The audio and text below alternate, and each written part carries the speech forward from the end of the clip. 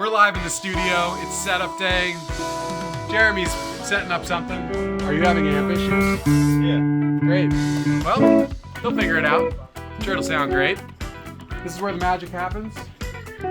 Recorded the last, I don't know, 6 albums here or something like that. It feels like home, which is important, because if it didn't feel like home, we'd play like Are there any drummers who refer to their drums as him? Or her? I mean, yeah, his. I don't know. She's been good to me as always. It's like a boat, and it's 2024, 2025. At what point in society are boats now he? Yeah. He's been good. Our drum kits, he's been good to me. Yeah, no, she's a sturdy woman. Elegant, but thick. Our drummer. It's a she. Our drummer, she's been good to us. Jeremy brought a backup amp and a backup amp for his backup amp. Steve's like, what's with all these backups? I have 2 cabs in there, 2 different cabs. One's backup, different option, and turns out we already need them on day 1. Right Way Studios is awesome for a million reasons, but this is one of our favorites. Just lots of gear, you know? For all the banjo you hear on Pigeons Playing Ping Pong records, you know? Not yet, but if we need it, it's there. Wet ass pigeons. The original sample, I think, from this song was recorded here, along with tons of other great bands. That should last at least 1 take.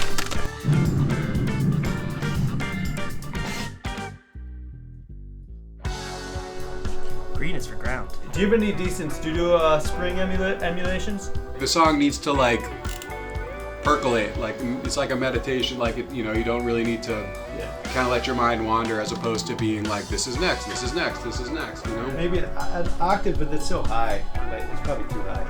Yeah. Like on a chair's not the usual one.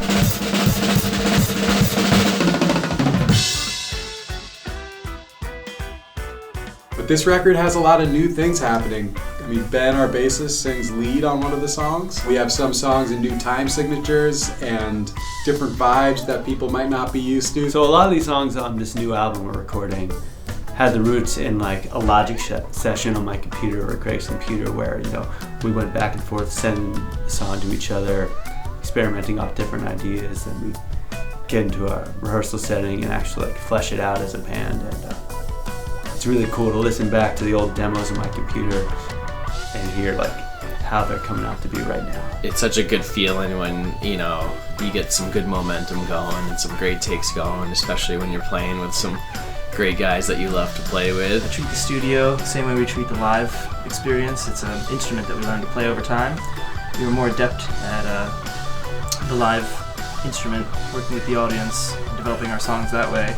One of our biggest challenges is to harness that live energy into the studio, to take that organic, natural rush and package it into something that is not live. It could be played in the car, it could be played at a party, you just don't even know the setting in which you're providing the soundtrack. You gotta get to the point sooner while still letting the music breathe.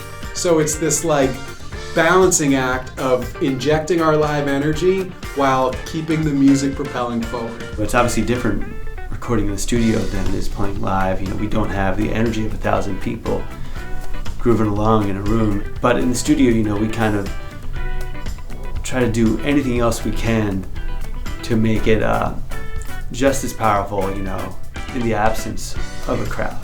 The more we come into the studio, the more we've understood this canvas, as I would say. We're really just trying to put together a reflection of what we like to do at a show. It's kind of like a set list that will live forever. So this is actually a Black Beauty, which 14 by 6.5. I think that all around might be just the best snare ever made. That's been used on a lot of the songs from the last couple albums. But on this record, I'm using a nice brass World Max snare, which you don't see World Max too often, but anytime you do, they always sound great. I don't know, it's got a lot of punch, projection, nice rock sound. So for this album, I've been, obviously, as always, playing my 2 PRS Hollow Body 2s. This is the first one I got, 2006 Hollow Body 2. Love this guitar. I've toured with this one forever. When we pick songs for the album, we write up all our songs down on pieces of paper. We put them in a top hat. And then we blindfold Greg, spin him around 8 times. And then we walk into tracking room A over there. We have to randomly pick a number. And between usually 8 and 12. And once we pick that number, Greg will then select 8 to 12 tracks out of the hat, just at random. Feed the Fire kind of started off as a basic garage band session that I collaborated with our friend Wes Bailey from Moon Taxi on to help write the big soaring lead theme that comes in. Let's feed the fire. Let's, ignite the passion, keep it alive, keep the candle burning. It is about kind of stoking the fire of your creative girdle, your loins, really. You start with kindling, you eventually lift up a little more into a burning fire that creates an energy, and then as you continue to feed that fire, you feel it flow through you, and your energy rises, and by the end of the song, you're peaking and feeling alive. And that's how I feel about Feed the Fire. So I'm really excited to be recording this album, whatever it's called. My favorite string is all of them. When one of them breaks, it's a bummer. Favorite song on the album? I kind of like playing them all, otherwise we wouldn't be recording them. This album is definitely different from all the other albums.